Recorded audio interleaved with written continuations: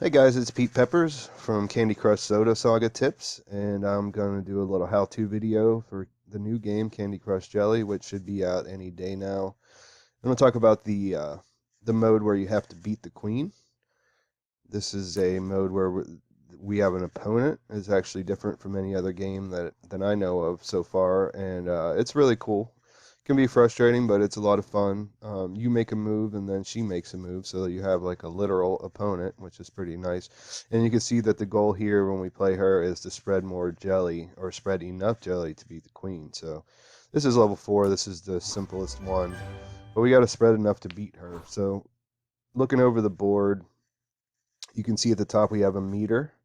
Our jelly is the dark purple, and hers is the green. And you can see that right now we have 14 out of 36. So we have to spread our jam or jelly across 36 squares to win this. Sometimes it's the whole board, sometimes it's not. You just have to look at the meter.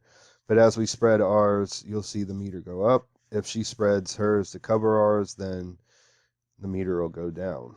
And, it can go back and forth throughout. Another thing to keep in mind here, and something that's really important, is when we make specials, like I'm going to do on my first move, I'm going to make a fish. You see up here it says creating a special candy will stun the boss. So now I get to make an extra move. So that's always a good thing to do, pretty much um, always. So look for that. And we can also do it in areas that are outside of where our jam is. But in general, whenever I spread jam just like I would in any other one. So you can see the meter went up because I covered 3 more squares. She'll take her turn, and if she doesn't make a special, then I get to go. So let's see where we're going to go now. There's nothing that's really jumping out as a real power move, so I'm just going to go ahead and set that up over there. You can make moves on her side, but it's not usually very good idea, obviously, because you don't want to spread her color. If it's a situation, we don't have one yet because they're not close to each other. But if it's a situation where you're making a match and both colors are there, your color will cover hers, and that goes vice versa for whenever she has it as well. So I got a couple specials over here. Um, I just need to get a couple more. The queen is somewhat predictable. It can be, she's simple in her choices of moves. Sometimes it can be annoying because there's going to be things that you're going to want her to do, but that really comes into play more in the Cupcake Carl one where you have to get the pufflers. So here, this should probably finish things up. I'll be able to make a couple more specials in a row. Sassy.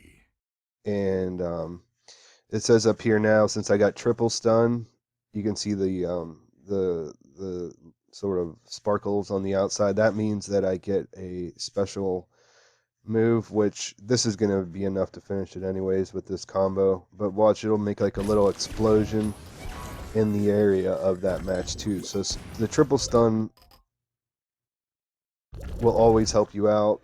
And you can see I cover enough squares, so now I win this Sugar Crush. Jellylicious. So it's pretty straightforward. The reason why I'm doing a how-to is some people have asked, and I think one of the things that happens is the very beginning levels are really easy, and then as you get up, the gets more complicated as far as strategy goes. So I just went ahead and skipped to level 29. This is kind of one of the first really hard beat the queen levels. So I'm gonna load that up and talk about some different things. The reason why this one is hard is because both boards are separate right now, and so we have to make some sort of a special in order to get our jam down. Like we can't expand our color until we do that. And since the board's small and there's a decent amount of colors on it, it's pretty hard to set things up. We just don't get those easy, you know, choices. And then there's the added problem of she gets to move after us below. So anything we like try to set up here she can wipe it out just by making a match underneath. So like right here, there's really not a whole lot of the way of good moves. Just looking it over. So I'm just going to go ahead and move that. And then she'll make a move and things will move around. So we'll just see.